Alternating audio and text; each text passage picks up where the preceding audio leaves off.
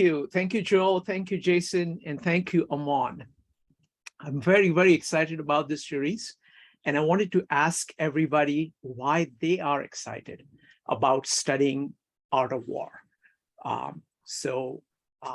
Anybody who wants to share why they want to dive into this work, because what Jason is doing is something really amazing, because he's actually allowing us to commune with the text itself and showing you what the text meant. He did that with Tao Te Ching. He did that with Confucius, and now he's doing with Art of War. So would love to hear from each of you. Why do you want to be on this journey? What do you expect to gain from it?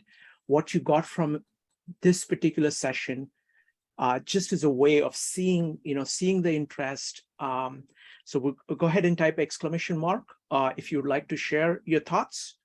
We're going to start with Evanique. Evanique. So this text was something that I've been hearing. You hear about it all your life, right?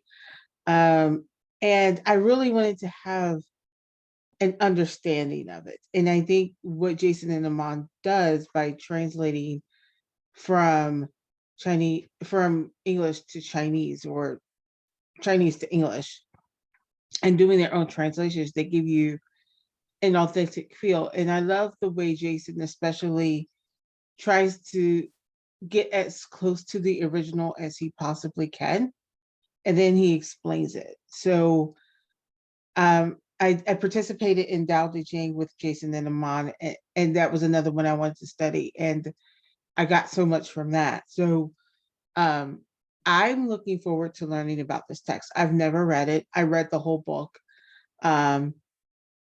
It's talked about so much, yet it's so short and concise that I could read it within 24 hours. So, and then going back and rereading the chapter after Jason translates it. And thank you, Jason, for sharing your translation, the link to your translation that was in the chat. That was amazing as well, because now I can go back and study it a little deeper.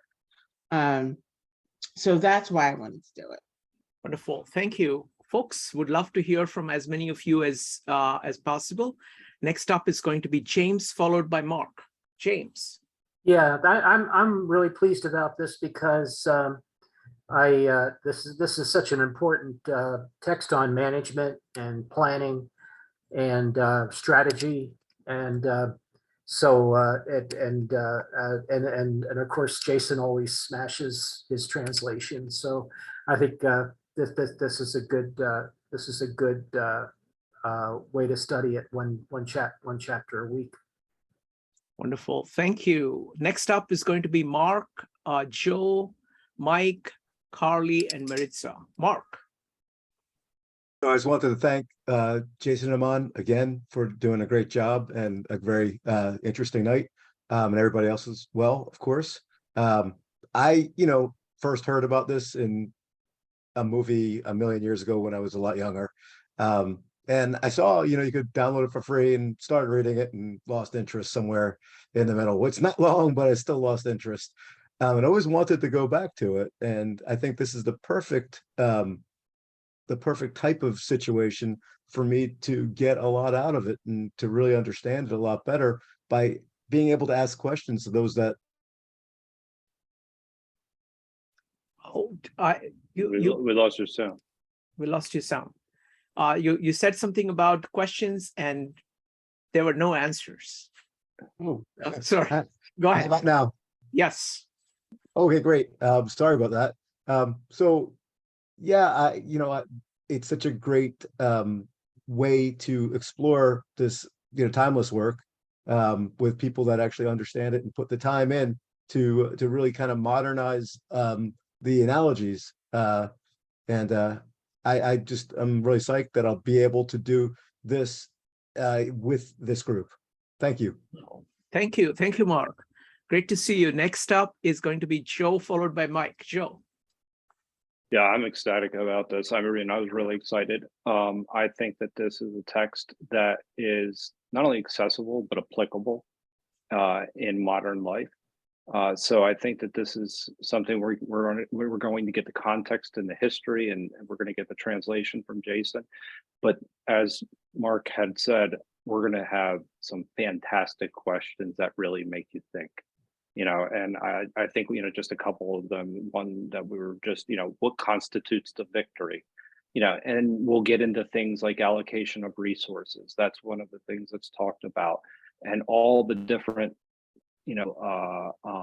even things that we've learned this evening, how to engage with people, that are in stronger positions. And I think that this is in this forum, it's going to be a lot of fun. I thought it was a lot of fun anyway, but I mean, I think that I'm really excited about this. So, I mean, there are various other reasons to learn as well. I mean, there are morality lessons, as well in this, and just some of the stories that we heard from Aman, the idea of discipline, so an extreme version of it. But so I'm just really excited. Wonderful. So Thank this you. is great. Thank you. Next up is going to be Mike, Carly, and Maritza. And anybody else wants to speak, go ahead and type an exclamation mark or raise your hand in Zoom. Mike? Yeah, I read it many years ago from the aspect of a competitor through sport. Now I'm revisiting it, especially since the work we did on the Tao here, because I see both Tao and Confucian thought. I just wrote a list of words from the Tao. Like who succeeds, who loses, reward, punishment, life, death, like this duality, like the yin yang that I felt so much in the Tao. And then I also see very concrete, specific forms of execution, which I relate more to Confucian thought. So I'm really interested to see how they mix as I go through the text, because it's a completely different view than I had the first time I went through the book. Wonderful. Thank you. Thank you, Mike. Nice to see you. Next up is Carly, followed by Maurice. Go ahead, Jason. Yeah, I need to go now, and then I hand over to Sharon Khan. And then thank you very much. We have a lot of people, and we have 30-something people from the beginning to the end. We still have 34-something people. That means we didn't do, nobody fall asleep. So that'd be great.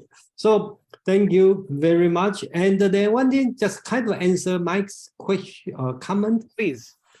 Yeah, basically, it's the world during that time is probably different than everybody imagined. Okay, it's not dominated by Confucius' teaching. So you will see these two people are different.